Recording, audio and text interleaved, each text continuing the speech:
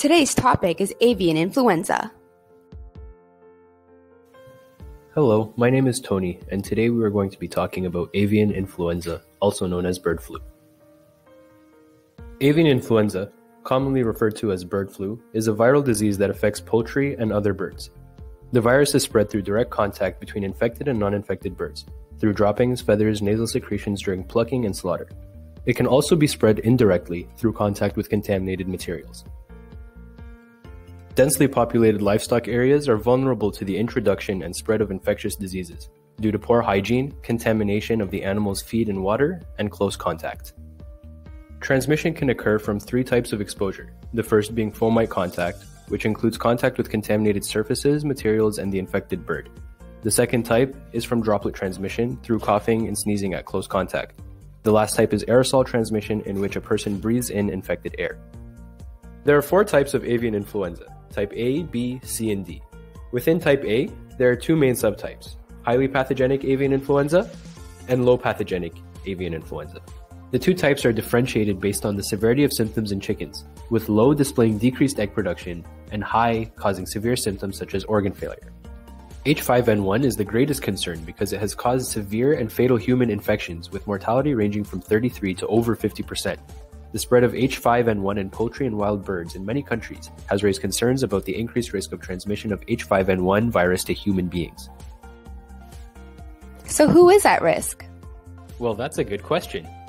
All age groups are at risk, but there are some groups more at risk than others, such as pregnant women, children between 6 months and 5 years of age, the elderly, and people with chronic medical conditions, like cardiovascular and pulmonary diseases. People with immunosuppressive conditions, such as HIV or AIDS, or people receiving chemotherapy or steroids are also at risk. Healthcare workers are also at high risk of infection because of their increased exposure to patients, and are also at a higher risk for spreading the infection to vulnerable individuals. To reduce your risk of getting bird flu, you should avoid exposure by washing your hands regularly, covering your mouth and nose with a tissue when coughing, avoid close contact with sick people, isolate yourself from people presenting symptoms of influenza, and avoid touching your eyes, nose, and mouth. You can also wear personal protective equipment such as gloves and masks. The most important thing is to get vaccinated. The recommendation for the annual use of inactivated influenza virus is aimed towards preventing consequences such as severe disease, hospitalization, and death. The primary method of prevention is annual vaccinations. Another method of reducing your risk is the use of antiviral drugs. They are used when an outbreak occurs, and the combination of the vaccine and the antiviral drug increases protection against influenza. Signs and symptoms of avian influenza include fever, coughing, sore throat, muscle aches, abdominal pain, diarrhea, vomiting, conjunctivitis, respiratory illness, and neurological changes. Let's consider a case study of avian influenza. A 73-year-old woman presented with fever and was admitted to hospital on November 30th, 2013 in Nanchang City, Jiangxi Province. She developed multiple organ failure and died 9 days after illness onset. A mutated form of avian influenza A H10N8 virus was isolated from the tracheal aspirate specimen obtained from the patient 7 days after the onset of illness.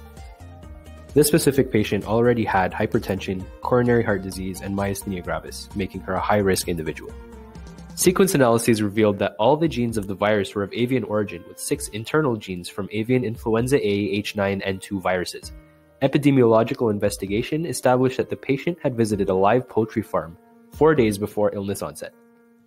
Wait, so how the cluck did this happen?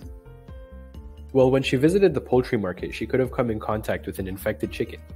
Maybe she touched the infected poultry or contaminated surfaces and materials and touched her eyes, nose, or mouth.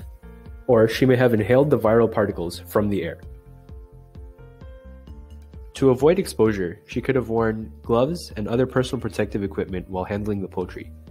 She could have followed proper hand hygiene and stayed up to date with her vaccinations. From infection to illness, incubation period is around 2 days, but ranges from 1 to 4 days. Again, the mortality rate is between 33 and 50% depending on individual factors. The stats you see in front of you were taken from the World Health Organization between the years 2003 and 2018. Thanks for watching. Here's a joke.